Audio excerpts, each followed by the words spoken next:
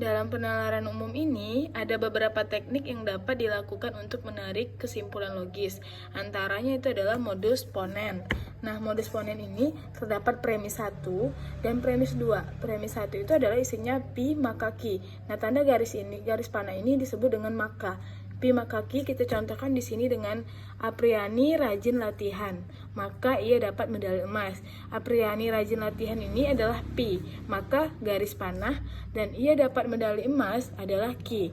Jika premis 2-nya atau pernyataan keduanya adalah pi, yaitu Apriani rajin latihan, maka kesimpulannya adalah Apriani dapat medali emas. Itu adalah modus ponens.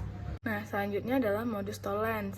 Nah, modus tollens ini adalah temennya dari modus ponens, yaitu ada premis 1 dan premis 2. Nah, premis 1 itu sama, pi maka ki.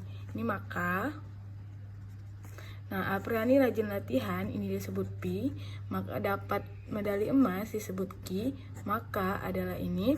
Nah, bedanya dari modus ponens, premis 2 ini yaitu adalah ingkaran ki. Jadi strip ini adalah ingkaran, disebut ingkaran. Nah, ingkaran berarti Apriani tidak rajin latihan, berarti itu disebut dengan ingkaran ki.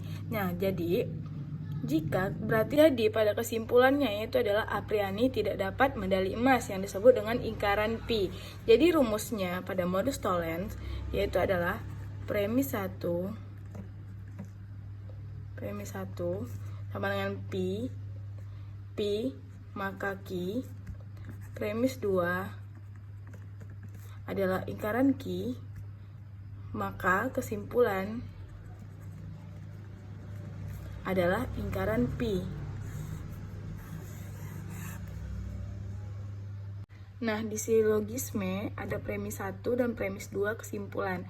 Di premis 1 ini P maka Q. Contohnya kita ambil di sini ada jika cinta lulus ujian maka ia dapat beasiswa. Jika cinta lulus ujian disebut dengan P, maka garis panah ia dapat beasiswa adalah Q. Maka jika pernyataan kedua atau premis keduanya adalah Q maka R. Di sini berlaku sistem eliminasi. Jadi jika cinta mendapat beasiswa adalah Q, maka tanda panah biaya kuliah menjadi ringan adalah R. Disebut dengan R.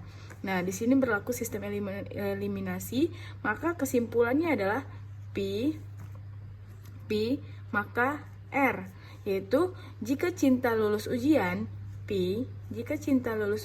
disebut dengan P, maka garis panah biaya kuliah menjadi ringan adalah R. Jadi, selanjutnya yaitu adalah teknik semua dan sebagian. Nah, pada teknik semua dan sebagian ini terdapat banyak metode. Nah, metode satunya itu rumusnya yaitu adalah semua A adalah B, sebagian B adalah C, sebagian C adalah D. Kesimpulannya, sebagian A adalah D atau sebagian A adalah bukan D. Jadi, di sini kita coret B dan B. Nah, C. Jadi di sini juga berlaku sistem eliminasi. Jadi kesimpulannya adalah semua sebagian A adalah D. Jadi contoh yang kita ambil di sini, semua perempuan suka memakai lipstik.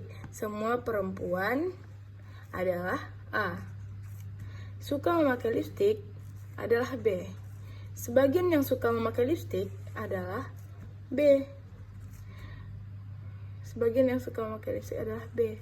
Sebagian adalah B. Lipstik adalah YouTuber. YouTuber ini adalah C. Sebagian YouTuber adalah C. Idola para lelaki adalah D. Jadi karena B dicoret, C dicoret, jadi kita dicoret, lipstik dicoret, ini juga dicoret. Jadi kesimpulannya adalah A, D, yaitu sebagian perempuan adalah idola para lelaki. Karena di semua dan sebagian ini terdapatnya banyaknya metode, sekitar ada 7 metode.